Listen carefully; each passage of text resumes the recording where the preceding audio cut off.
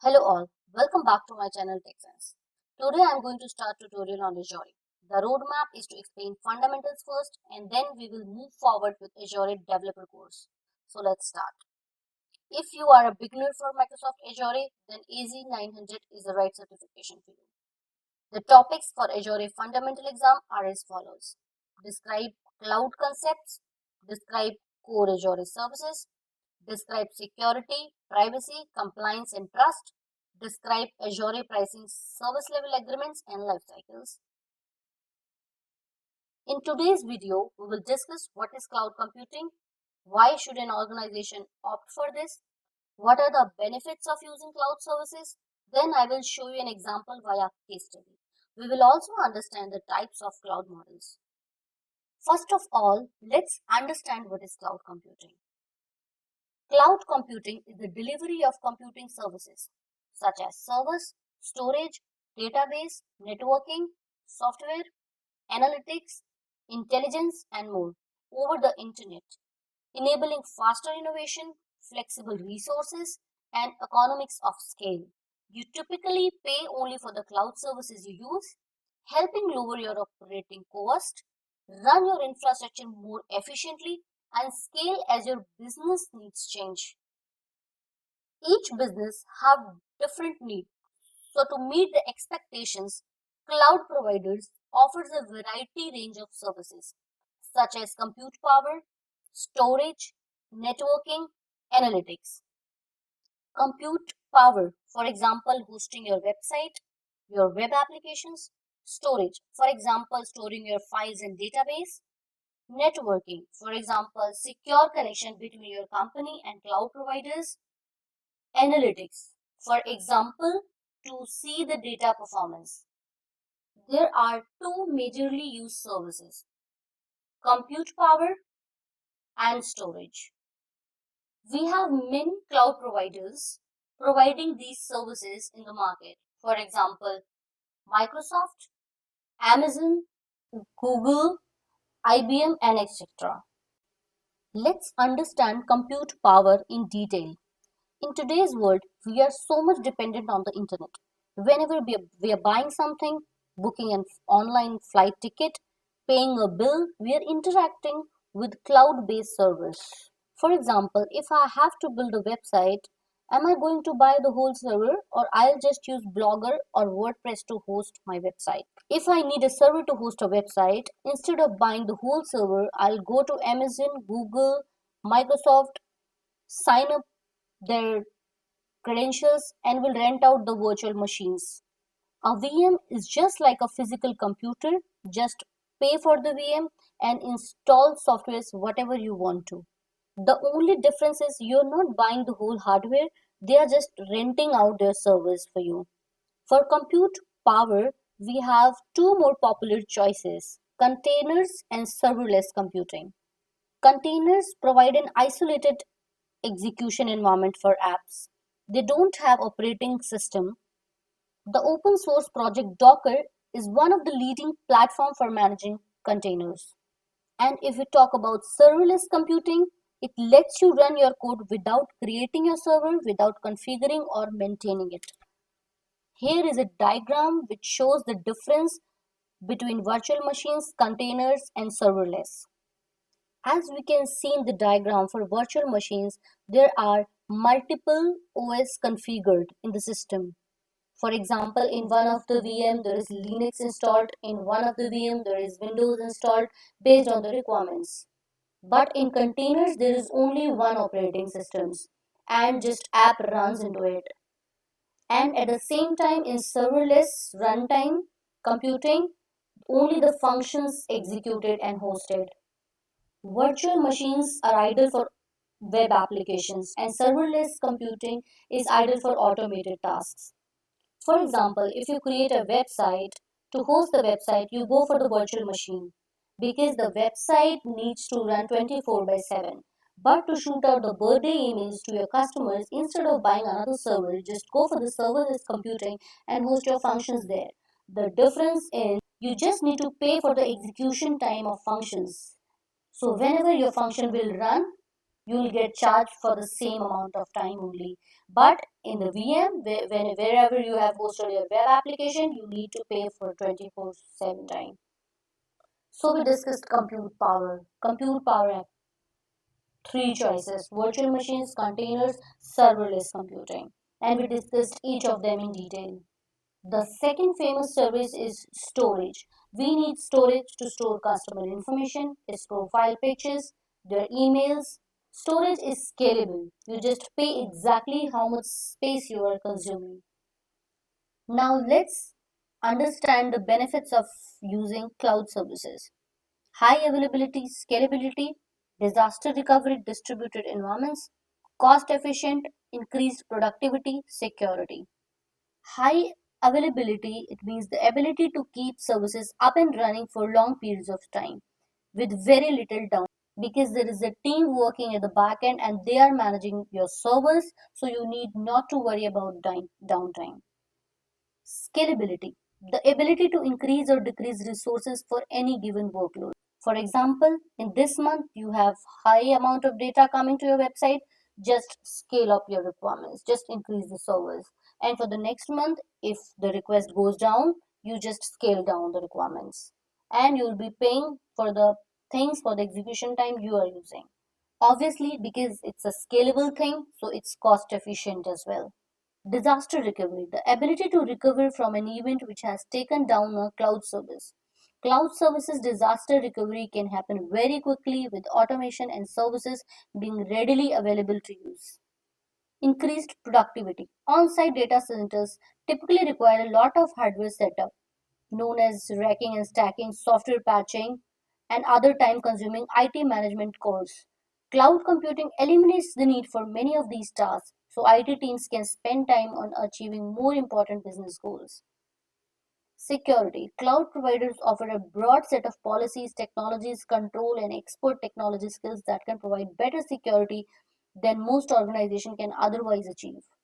So it's cost efficient, it's secure, it's highly available, it's highly scalable. You can easily maintain your disaster recovery, your backup plans. You need not to manage a whole team who will be going to manage your data centers. So yes, this is cost efficient and there are lots of benefits of using cloud services. Let me try to explain this with a case study. So there is a company, Contoso Limited. They want to set up their business, and for that, they need IT infrastructure as well, such as websites, storage space, and they have two options: CapEx, OpEx. In these two choices, if the company opts for CapEx, then they need to build their own data center. They need to pay upfront for the server, network, storage. They have to pay for the server cost, network cost, storage cost, backup and archival cost, data center cost, and also they need the whole technical team to manage their whole data center. So that's also a cost, disaster recovery cost as well. But at the same time, if company uses OpEx option, they need not to pay upfront. And also they need not to have the whole technical team to manage their whole data centers. And they have the ability to pay for the resources on the demand. You can also bill at the user or organization level. Sometimes we need to raise the bill based on the department or our user level. So that's also possible. Ability to add resources whenever required, or maybe stop paying for the resources that are not longer needed. So as we can see, there are lots of benefits of using cloud services. So we discussed about benefits. We also discussed a case study about it. We also understand what kind of services are in cloud services and who are the cloud providers in the market available. Now, let's understand what are the types of cloud models. There are different types of model available for the clouds. So, based on the requirements, an organization can opt for any model. So, basically, there are three types of models: public cloud, private cloud, and hybrid cloud. Let's understand each and every model in detail. What is public cloud? Public cloud is owned by the cloud service provider. It provides resources and services to multiple organizations and users who connect to the cloud service via a secure network connection, typically over the internet. If it's a public cloud, then it will be managed by Amazon, Microsoft, IBM, or Google maybe. Public cloud, as name itself explains, is a public cloud. Anyone can access it after giving permissions. It has following characteristics. Ownership. So, in public cloud, the ownership will be with the cloud providers such as Microsoft, Google, IBM. Resources do not belong to the organization that is utilizing them, but rather they are owned by and operated by a third party. So you need not to manage any server, just rent it out and start using it. Next is multiple end users. Public cloud models may make the resources available to multiple organizations, sometimes on the sharing basis as well. So you also will be using the same VM and another organization may also use the same organization.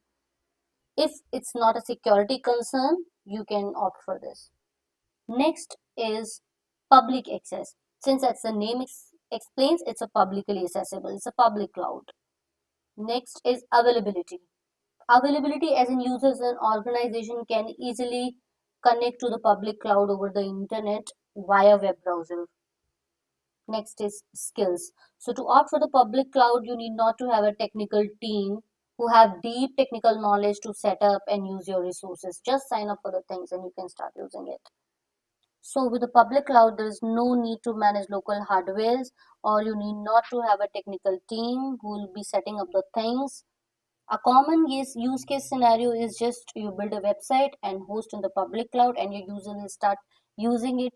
Instead of wasting time on managing the servers, installing the paths, they can focus on the website development. Second type of cloud is private cloud. A private cloud is owned and operated by an organization that uses the resources from that cloud. They create a cloud environment in their own data center and provide self-service access to compute resources to users within their organization. The organization remains the owner, entirely responsible for the operations of the services they provide. So basically, company use this option whenever they have any legal concern or they have any security concerns. Sometimes a country doesn't want to expose their data to rest of the world. So they use this option, private cloud. So the company themselves have a cloud in their system and they just give access to their users and rest of the organization in their firm. They have this characteristics. Ownership. So the name, the owner and the user of the cloud services will be the same, because due to security concerns, they are not using public cloud. They have their own cloud built in their firm. So they are the owner, they are maintaining the services and they are the one who is using those services as well. Hardware. They need to manage the hardware because they are the provider also. Users. A private cloud operates only within one organization and cloud computing resources are used exclusively by a single business or organization. Connection. Connectivity. A connection to the private cloud is typically made over a private network that is highly secure. Public access does not provide access to the public because it's a private cloud, so it's not publicly accessible. Skills. Yes, it requires deep technical knowledge to set up, manage, and maintain your whole database center, your whole data center, basically. As I said, the best use case scenario for this kind of private cloud is whenever an organization has data that cannot be put into the public cloud, perhaps maybe for the legal reasons, or maybe they have the medical data or any bank data they don't want to expose. So in that case, they use private cloud. Next type of model is hybrid cloud. A hybrid cloud combines both public and private cloud. So public plus private is equals to hybrid, allowing you to run your applications in the most appropriate locations. So if you want to use some of the setup in the public, then you can use public, and for some of the application, you can use a private cloud. Let's say to store the data, you can use your private and you just have to host your website, then you can use the public cloud. It has following characteristics. Resource location. Specific resources run or are used in a public cloud and others run or uses private cloud. Cost and efficiency. Hybrid cloud models allow an organization to leverage some of the benefits of the cost efficiency and skill that are available with a public cloud model. So because some of their resources are at public cloud, so it is cost efficient as well. Control. Organization retain management control in private clouds because obviously some of the things are in the private, so they can manage and they can do whatever they want with their service. Next is skills. So yes, they need a team who have deep knowledge of managing the service so that they can understand how they have to make a balance between both the public and private cloud thing. A use case scenario will be hosting a website in the public cloud and linking into a very highly secure database hosted in private cloud, we can say. So thank you. This is it for today. In my new videos, we will also discuss about types of cloud services, security, privacy and compliance. So stay tuned for this. If you like the video, please hit the like button and subscribe to my channel. If you have, in case of any query, you can also write down in comment section. You can also email us at mytechsense@gmail.com or visit our website at the https techsenseconsulting.com. Thank you so much for your time. Thank you.